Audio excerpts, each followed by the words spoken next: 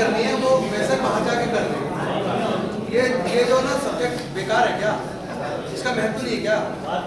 सब लोग टाइम निकाल के आए, आप भी टाइम निकाल के आए, इतनी मर्जी बात कर लेना, ज़्यादा से ज़्यादा आधे घंटे पहले कर लेंगे, लेकिन कुछ यहाँ से लेके जाए, ठोस चर्चा हो, फायदा हो गया।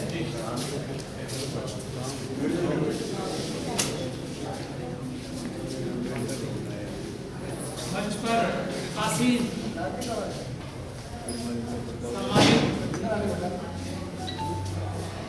नेतागण और उससे भी ज्यादा सम्मानित श्रोतागण जो मंच के सामने बैठे हैं और जो असली मीडिया है, असली प्रेस है, उसके सभी भाई बहनों को मेरा बहुत ही प्यार भरा जय भीम। जय भीम। मैं नाम इसलिए नहीं ले रहा हूँ कि उसमें बहुत सारा टाइम चला जाता है, तो मैं माफी चाहता हूँ।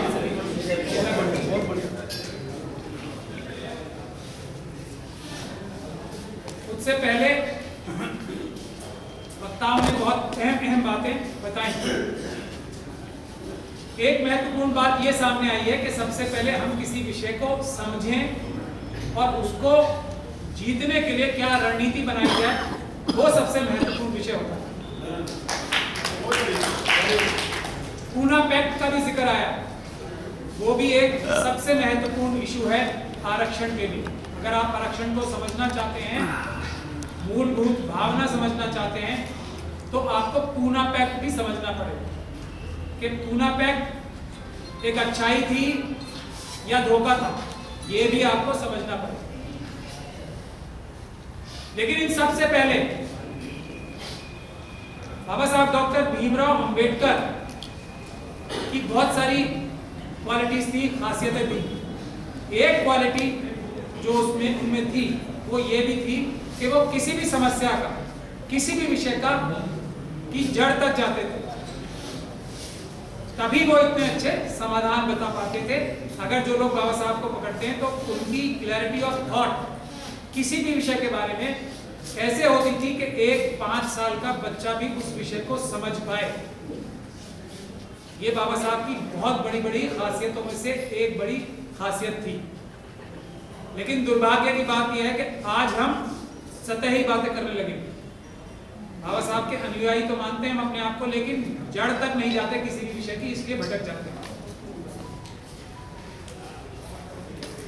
संविधान की मूलभूत भावना को समझने के लिए हमें यह समझना पड़ेगा कि बराबरी और इंसाफ क्या चीज है, और किसी भी राष्ट्र में बराबरी और इंसाफ का क्या मतलब है, और बाबा साहब क्या चाहते थे ये संविधान बना के। क्या बाबा साहब ने जो इतनी मुसीबतें झेली, तो एक बात के लिए तो मैं अपने आप पे फख्र महसूस करता हूं कि बाबा साहब को संविधान गठन करने की समिति में पहुंचाने के लिए बहुत सारे कमियां मुस्लिम समुदाय में रही हैं, मुस्लिम समाज में रही है, लेकिन एक अच्छा काम ये किया कि उनको संविधान गठन करने वाली कमेटी में मुस्लिम कम्युनिटी ने पहुंचाया, जब के मनुवादी मानसिकता ये चाहती थी कि ये व्यक्ति अंदर ना पहुंचे।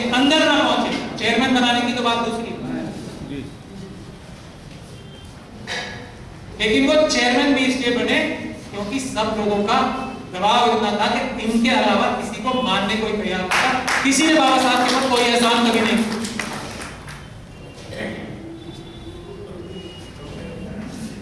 चेयरमैन बनने के बाद आप सोच सकते हैं कितनी परेशानियां आई होंगी। जिस व्यक्ति को अंदर नहीं जाने देना चाहते थे, उस वक्त व्यक्ति को काम करने दिया होगा क्या आराम से, जो चारों तरफ लोगों ने घेर रखा। उसके बावजूद भी ऐसा संविधान जिसमें इंसाफ बराबरी के लिए बहुत सारे टूल्स मौजूद हैं, बहुत सारे रास्ते मौजूद हैं। अकेले उस इंसान ने सिर्फ चंद मुट्ठी भर अपने साथियों के साथ में जो काम कर दिखाया, तो हम उसको सिर्फ अपने फायदे के लिए इस्तेमाल नहीं कर पा रहे, ये समझने का विषय है। तो अब मैं इस बात को कहने के बाद आप लोगों से ये नम्र निवेदन करना चाहता हूं कि हमारा राष्ट्र यानी कि नेशन होता क्या है, उससे समझ में आएगी आरक्षण के विषय। किसी भी राष्ट्र का कॉन्सेप्ट जो होता है वो ये होता है, पहले जमाने में तो राजा होते, राजा का ही सब कुछ होता था, राजा की जगह जनता आ गई। तो किसी भी राष्ट्र की जो भी संपदा है, जमीन के नीचे, समुद्र के अंदर या आसमान की ऊंचाइयों तक, कहीं तक भी, जमीन के ऊपर, जमीन के नीचे और आसमान की ऊंचाइयों तक जो भी कुछ है वो इस देश की जनता का बराबर हिस्सेदारी है उसकी। हर एक व्यक्ति जो इस देश का बाशिंदा है उसकी बराबर की मिल्कियत है, वो मालिक है उसका, ये है मूलभूत भावना। अब आरक्षण क्या है? आरक्षण यह है कि हजारों साल से जो बेईमानी होती आ रही थी कि बहुत सारे लोगों का हक कुछ लोग चुरा के, लूट कर, धोखा दे के खा रहे थे, उसको वापस उन लोगों तक पहुंचाना, ये कोई एहसान कर रहा है क्या किसी के ऊपर? ये जो चोरी हो रही थी उसको ठीक करने का विषय है आरक्षण। जो चोरी हो रही है आज तक उसको ठीक करने का विषय है, क्योंकि किसी भी और तरीके से जिस समाज में एकलव्य आता हो, जिस समाज की जो सिस्टम है उसमें एकलव्य का उदाहरण होता हो, तो उसमें किसी भी व्यक्ति को जो होनहार है, जो ईमानदार है, जो मेहनती है, उसको अंदर आने से रोका जाता है। ये बुनियादी मूलभूत भावना है आरक्षण की जरूरत। अब आप समझिए कैसे। एक बात ये कही जाती है कि आरक्षण जो है, हम कमजोर लोगों को, जो लोग ज्यादा समझदार नहीं है, उनकी मदद करने के लिए आरक्षण दिया जाए। इससे बड़ा झूठ, इससे बड़ी बेईमानी, इससे बड़ा धोखा कुछ हो ही नहीं सकता। ये केस हुआ था हमारा एम्स का, सुपर स्पेशलिटी का, कुछ हमारे साथी अगर वो जानते होंगे, उसमें मैंने ये आर्गुमेंट की थी जिसकी वजह से प्रमोशन में रिजर्वेशन एम्स में और सुपर स्पेशलिटी में एडमिशन बचा था, नहीं तो सुप्रीम कोर्ट से फैसला हुआ। ये जो मैंने आर्गुमेंट वहां की थी वो मैं आप लोगों के सामने पेश कर रहा हूं। आरक्षण समझने के लिए सबसे महत्वपूर्ण बात यह है कि आरक्षण किसके ऊपर एहसान है, आरक्षण किसके लिए अच्छा है। क्या आरक्षण देश के लिए अच्छा है या आरक्षण देश के लिए बुरा है? क्या आरक्षण एफिशिएंसी के अच्छा काम करने के लिए जरूरी है या आरक्षण उसके लिए बुरा है? ये पहली बुनियादी बात हमें समझने की जरूरत है, जो मैंने आर्गुमेंट वहां की। हमारा देश इतनी संपदा है कि अंग्रेजों के आने से कुछ साल पहले तक पूरी दुनिया का जो एसेट्स थे, सरमाया था, वो 27% भारत में था। सबसे ताकतवर देश था अंग्रेजों के आने से। मतलब इसका क्या हुआ कि हमारे देश में समर्थ इतना है कि वो देश दुनिया का सबसे धनी देश बन सके। ये हमारी समर्थ है, हमारी जो संपदाएं हैं उसकी वजह से और हमारे लोगों की मेहनत की वजह से। मेहनत भी किन लोग मेहनत कौन करते हैं? जो ब्राह्मण, क्षत्रिय, वैश्य यानी कि मनुवादी मानसिकता के नहीं होते, उनकी मेहनत से और हमारे देश की संपदाओं से देश, हमारा देश जो समर्थ है उसका दुनिया का सबसे ताकतवर और दुनिया का सबसे ज्यादा धनी देश होने का सामर्थ्य, कैपेसिटी, कैपेबिलिटी हमारे देश में है, इनबिल्ट है, इसमें किसी की जरूरत नहीं। अब आजादी के बाद से 90 से 95% लोग और 100% कौन लोग हैं उस जगह पे जहां से चीजें कंट्रोल होती हैं, जहां से दिशा निर्देश तय होते हैं। 90 से 95 हर जगह और 100% कौन लोग हैं? जी। और इसके बाद हमारा देश किसी भी ह्यूमन इंडाइस पे आप देखें, किसी भी पॉवर्टी के, विमेन्स वेलफेयर के, एजुकेशन के, किसी भी ह्यूमन इंडाइस पे देख लीजिए, किसी भी डेवलपमेंट के, किसी भी नतीजा 206-7 जितने भी देश हैं उसमें से हमारे देश का संख्या नंबर आता है 150, 170, 200, 198। क्यों आता है? देश में इतनी जान है लेकिन नतीजा ये कम क्यों आ रहा है? क्योंकि इनएफिशिएंट लोग, क्योंकि बेईमान लोग, क्योंकि करप्ट लोग, क्योंकि ऐसे लोग जिनमें समर्थ नहीं है, वो 90 से 100% जगहों पे बैठे हैं। ये वजह है। तो अब मैं आप लोगों के सामने, जब मैंने सुप्रीम कोर्ट के सामने भी सवाल रखा था और इसमें बहुत जबरदस्त झगड़ा हुआ था, जैसा आमतौर पे इन केसेस में हर जगह मेरा होता है, जिस बात का तर्क नहीं होता उस पर लड़ने आ जाता। तो मैंने कहा जब इसका मतलब क्या हुआ, जो हमारे SC ST OBC और माइनॉरिटीज के अलावा जो भी लोग हैं वो इनएफिशिएंट हैं, वो करप्ट हैं, वो बेईमान हैं, उनको कुछ करना नहीं आता, यही तो इसका नतीजा है। लॉजिकल बात है ना, कोई लॉजिकल बात तो कर नहीं रहे। दूसरे एंगल से देख लीजिए, हमारे देश का GDP में हमारे देश के लोग बता रहे हैं, जो हमारे बड़े बड़े सरकारों में बैठे हैं, कि तीसरी सबसे बड़ी इकोनॉमी, पांचवी सबसे बड़ी इकोनॉमी, मतलब GDP इतना ज्यादा। ऐसा तो है, जा कहाँ रहा है? जो हजारों साल से जहां जाता था 1 से 2% लोगों के पास जा रहा है। किनका हक मार के? जो मैंने बुनियादी बात कही, हम सब बराबर के मालिक हैं, देश की संपदा पे हमारा हक है, तो सबका हक छीन के, चोरी करके, डकैती डाल के अपने पास ले जाके और देश को कमजोर किया जा रहा है साथ के साथ। दोनों तरह से नुकसान हो रहा है, देश भी कमजोर हो रहा है क्योंकि ये इनएफिशिएंट है और सबका हक भी मार रहे हैं, और उसके बाद ड्रामा कि रिजर्वेशन जो है वो इनएफिशिएंसी लाते, ये ड्रामा, और उसको बार बार बोल के हमारे अपने लोग तक कहीं ना कहीं इस मानसिकता को मानने के लिए तैयार हो चुके हैं कि हाँ हमें कोई कमी होती है। तो सबसे पहला निवेदन मेरा ये है कि ये आप लोग अच्छी तरह से समझ, जो भी व्यक्ति जो हमारे सो कॉल्ड मनुवादी मानसिकता के जो वर्ग है ना, उनसे आता है, वो इनएफिशिएंट होता है बाय नेचर, बेईमान होता है बाय नेचर, करप्ट होता है बाय नेचर। उनमें एक्सेप्शन होती है, कुछ 2, 4, 5, 10% होती है। उसके उल्टा जो हमारे दूसरे लोग SC ST OBC और माइनॉरिटीज, वो बाय नेचर ईमानदार होते हैं, बाय नेचर मेहनती होते हैं, बाय नेचर इंटेलिजेंट होते हैं, बाय नेचर करप्ट नहीं होते, लेकिन उनमें भी 2, 4, 5, 10% होते हैं जो करप्ट, बेईमान या तो ये बात अगर हम अपनी पूरी तरीके से विश्वास करके अपने अंदर पहले विश्वास पैदा करेंगे और इस तरीके से डील करना शुरू करेंगे। कोई भी अगर हमें ये कहता है कि हम तुम्हें आरक्षण दे रहे हैं तो हम देश का नुकसान करके दे रहे हैं या एफिशिएंसी कम करके दे रहे हैं, तो उसको जवाब ये देना और सबसे पहले अपने मन में ये मानना कि आरक्षण की वजह से ही जो देश थोड़ा बहुत बचा हुआ है ना, नहीं तो ये लूट के सब बाहर चुके होते, बचा हुआ है सिर्फ तो आरक्षण की वजह से कि कहीं ना कहीं कोई ना कोई हमारा कहीं ना कहीं किसी पद पे बैठा है जो ये लूट के डकैती मार के भागना चाहते हैं, कहीं पकड़। ये सच्चाई है, हम इसको साबित कर सकते हैं, हमने सुप्रीम कोर्ट में भी साबित किया और हम किसी भी लेवल पे जाके किसी भी प्लेटफॉर्म पे ओपन डिबेट करने को तैयार हैं इस बात के लिए। ये जेनेटिक्स है, ये साइंस है, इसमें हम कोई मंतक या इलॉजिकल बात नहीं कर सकते। इसका डेटा निकाल के हम पेश कर सकते हैं, हमने किया भी, बहुत सारे हमारे लोगों ने किया भी। तो अब सॉल्यूशन,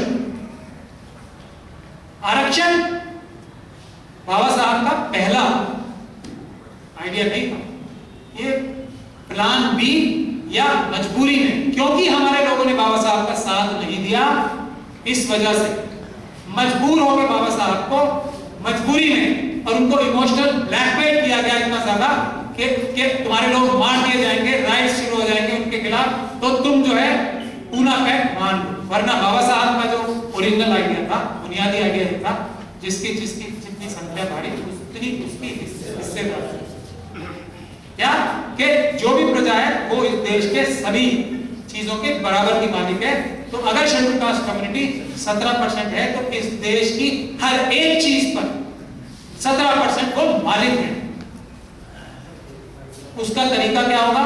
जब अपने लोगों को जिता के भेजेंगे, जब जो जीत के जाएगा उसे पता होगा कि मैं सिर्फ और सिर्फ किसी पॉलिटिकल पार्टी के टिकट की वजह से नहीं जीतूंगा, मैं सिर्फ और सिर्फ अपने लोगों की वजह से जीतूंगा। अगली बार अगर मुझे जीतना या जीतने के बारे में ख्वाब भी लेना है तो अपने लोगों को खुश करके रखना पड़ेगा।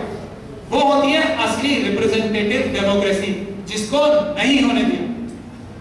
वरना इस देश में समस्या कुछ नहीं होती, क्योंकि समाधान एक ही है कि जब ईमानदार लोगों की सरकार आएगी, SC ST OBC और माइनॉरिटीज के लोगों की सरकार आएगी, तो सब अच्छा हो जाएगा।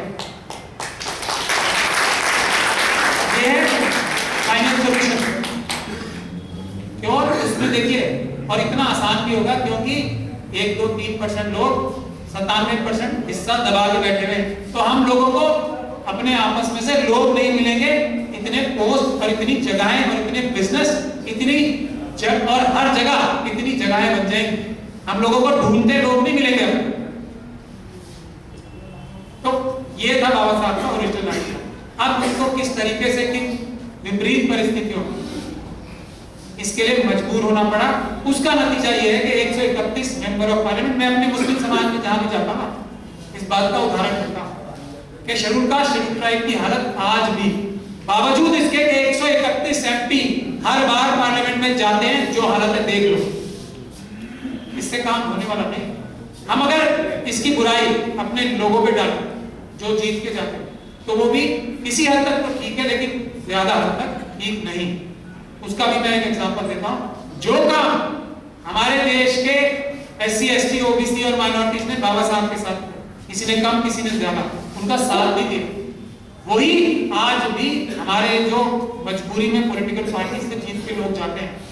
आज मैं, चलिए बैठे हैं हमारे मंत्री जी, उसी का उदाहरण देता हूं अभी, और मैंने ये देखा है और मुझे दिल पे नश्तर की तरह बात लगती है।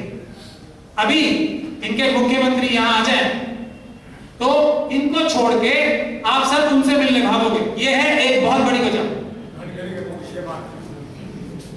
मैं आपको बता रहा हूं, अगर इसी को ठीक कर रहे हैं, बड़ा नेता आ जाए किसी पार्टी का, हम अपने जो हमारा नेता है, चाहे अच्छा है बुरा है, चाहे वो उन्हीं की जेब से निकाला हुआ आदमी, गौतम जी बुरा नहीं बनता, आप के साथ मैं सच्चाई बोल रहा हूं दिल से, चाहे वो उनकी जेब का ही व्यक्ति क्यों ना हो, उसको भी वो इस तरह नहीं देख सकते। अगर हम उस व्यक्ति के पास भी जाके इकट्ठे रहेंगे, भले कोई प्राइम मिनिस्टर आ जाए, रातों रात स्थिति बदल जाएगी। जो हमारे लोग किसी भी तरह से हमारे है ना,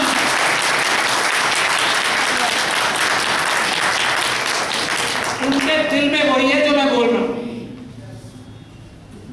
चाहे वो बोल पाए ना पाए, हालात के जिम्मेदार मैं ये समझता हूं 75% हम लोग हैं। उसकी वजह मैंने एक छोटी सी बता दिया। गांधी जी के पीछे हमारे लोग गए थे बाबा साहब को छोड़ के, ये जो ज्यादती हमने की है ना बाबा साहब के साथ, उसका अंजाम भुगत रहे, उसका अंजाम भुगत रहे हैं। अपने आप के, अपने बुजुर्गों के गिरेबान में अपने बुजुर्गों से हमें पूछनी चाहिए। आज भी वही कर रहे हैं फिर हम। ये है बुनियादी वजह और बुनियादी सॉल्यूशन। जब तक के हमारी रिप्रेजेंटेटिव गवर्नमेंट नहीं आती, तब तक हमें अपने लोगों से बात करना है। अगर XYZ मंत्री जी यहाँ बैठे हैं, गौतम साहब, नहीं जाए किसी से मिलने चीफ मिनिस्टर से, इनके पीछे रहें, इनसे कहें। मैं आपको बता रहा हूं, मुस्लिम और शेड्यूल कास्ट कम्युनिटी ने मिलकर इस दिल्ली सरकार की 80% से ज्यादा सीटें जिताई। सबको पता है कि अगर 2 मंत्री है ना हमारे, एक बैठे हैं और एक इमरान साहब, ये हमारे बेसिस हैं, इनको सबसे ज्यादा इंपॉर्टेंस मिलनी चाहिए। और मैं दिल्ली का मजबूरी में एग्जांपल दे रहा हूं, हर जगह यही हालत है। तो ऐसा ना समझे कि मैं किसी पार्टी के लिए बोल रहा हूं, किसी भी स्टेट की बात बता दे मुझे, किसी भी पॉलिटिकल पार्टी की बात, यही है, बिल्कुल यही हो रहा है जो यहाँ। अगर हम दोनों मुस्लिम समाज मिलकर और शेड्यूल कास्ट समाज मिलकर बाकी सब लोगों से मिलना बंद कर दे, सिर्फ अपनी गुजारिश, अपनी रिक्वेस्ट, अपनी जो भी हमारी अच्छा है, इन्हीं के कपड़े फाड़ें और इन्हीं से गुजारिश करें, रातों रात स्थिति बदल जाएगी। अरविंद केजरीवाल जी अपने लोगों के पास जाएगा, भैया बताओ, बचाओ। ये एक कमी है हमारी, इसको दूर कर लें, बहुत सारी समस्याएं आ रही। अब क्योंकि टाइम भी लिमिटेड है, लेकिन मुझे अपनी बातें भी सारी रखनी है।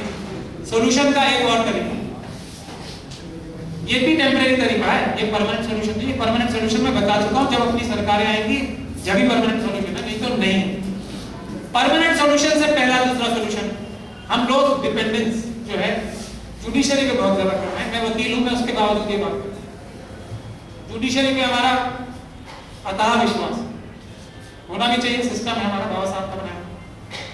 लेकिन 4 सुप्रीम कोर्ट के जज खुद आके कह चुके हैं, जो कि किस मानसिकता के थे आप जानते हो, कि हम पे दबाव है, जनता सामने आए और हमें बचाए, प्रेस कॉन्फ्रेंस करें। उसका दूसरा एग्जाम्पल मैं देता हूं आपको।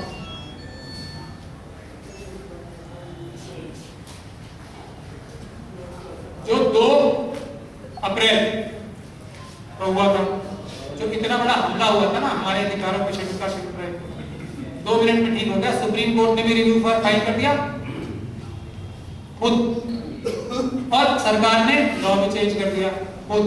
क्यों? क्योंकि प्रदर्शन हो, शांतिपूर्ण ढंग से प्रदर्शन पे हमारी डिपेंडेंस, हमारी किसी भी समस्या के मेरे ख्याल से 80 से 90% होनी चाहिए। अदालतों पे, सरकारों पे, हमारे मेंबर ऑफ पार्लियामेंट, हमारे जो एमएलए, एमपी, मंत्री हैं, उन पे 10 से 20% डिपेंडेंस होनी चाहिए। सारे न्यायपालिका को मिला के और सारी सरकार की जो भी संस्थाएं हैं उनको मिला 80% हमारा जो ध्यान होना चाहिए आंदोलन पे होना चाहिए, पीसफुल प्रोटेस्ट पे होना चाहिए। सब समस्याएं दूर होंगी जब तक के हमारी सरकार है।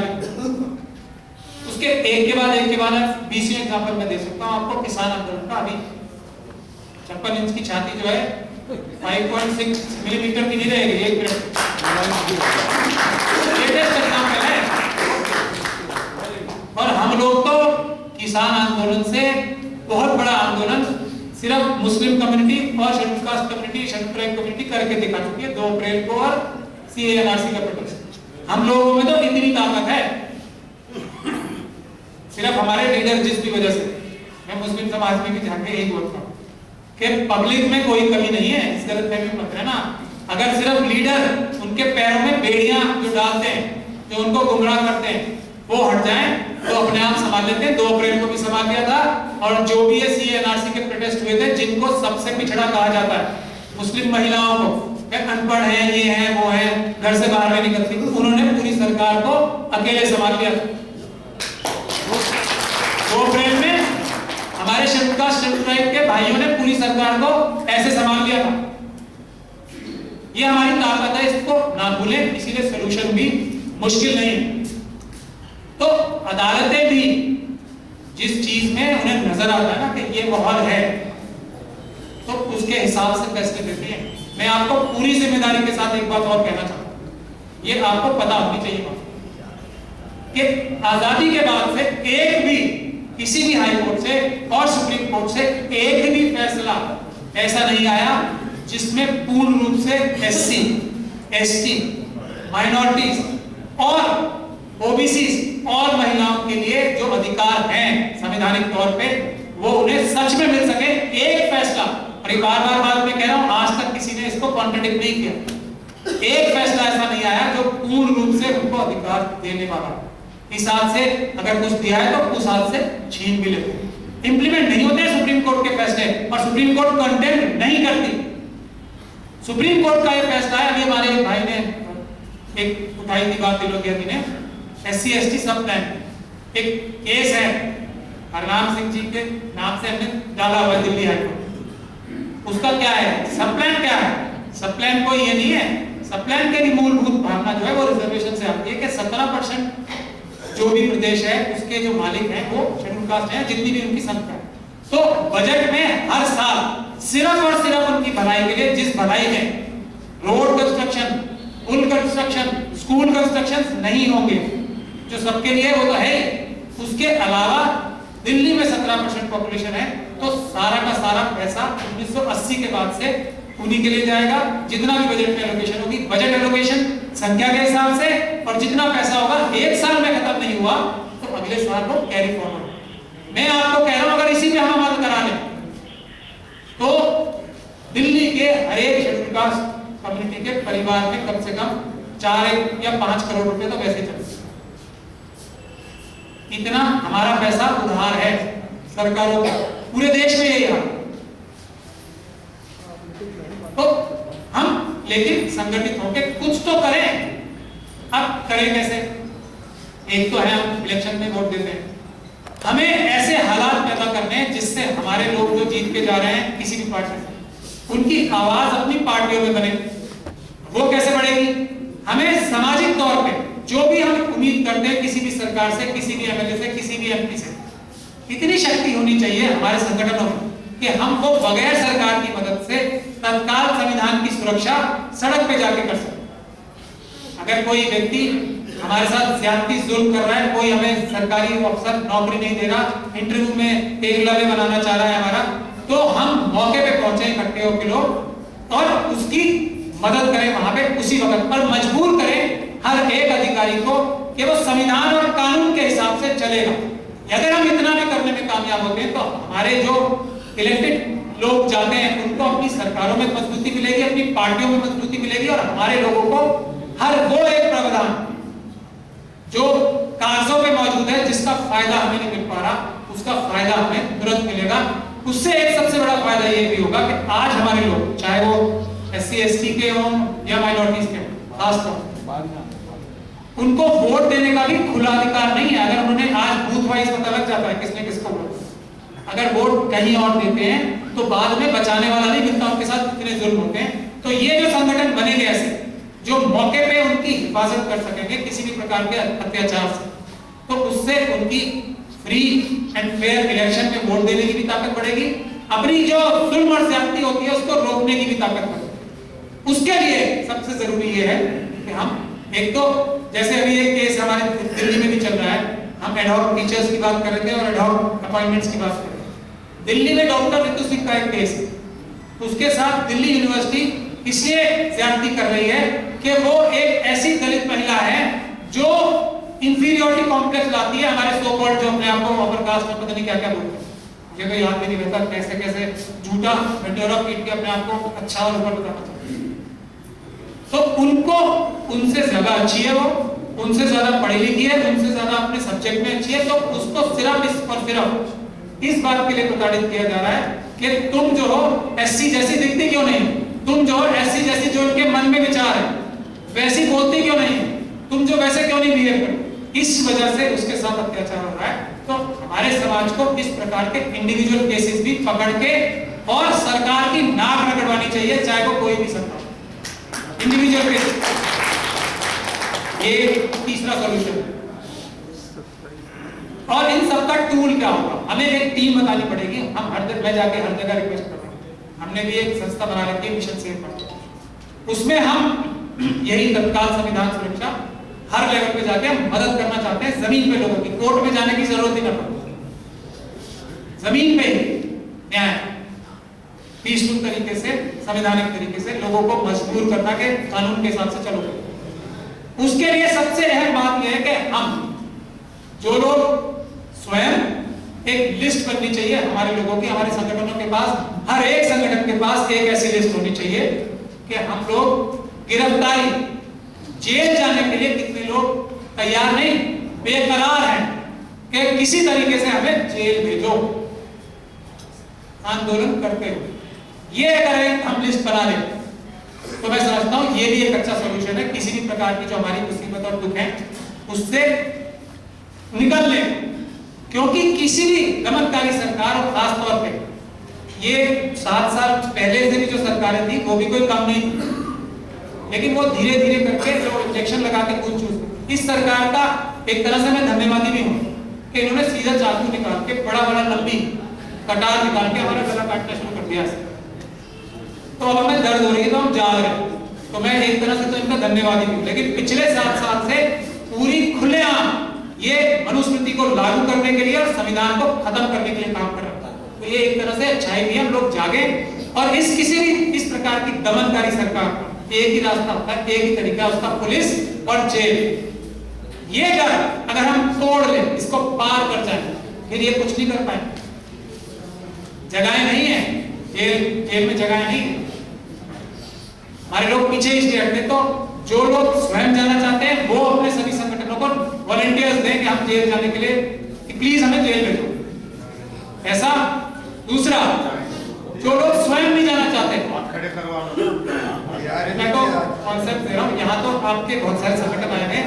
ये संगठन में अगर ऐसी भावना नजर आ जाए ना इस सरकार को भी, अभी SC ST एक्ट इंप्लीमेंट होना शुरू हो जाएगा कल से पूरी तरीके से, अभी अत्याचार बंद हो जाएंगे। अगर ये भावना आ जाए हाथ खड़ा करने वाली कि हम जाएंगे जेल, तो जो स्वयं नहीं जाना चाहते वो कम से कम ऐसे परिवारों को फाइनेंस करें जो जेल जाने के लिए तैयार।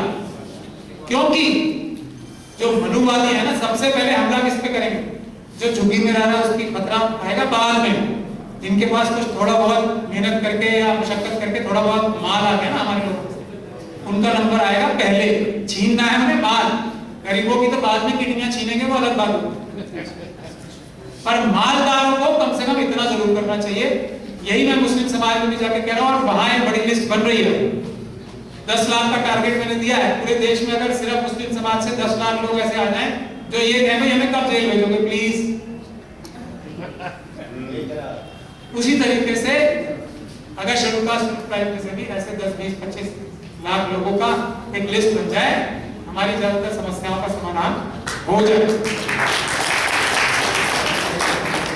तो मैंने आपको रिवायती तरीके से नहीं, जिस तरह से लोग संविधान को समझाते हैं वो तरीका भी मुझे आता है, लेकिन वो आसानी से समझ में नहीं आता। संविधान की और रिजर्वेशन की जो महत्व है, मैंने वो आपको बताने की चेष्टा की है।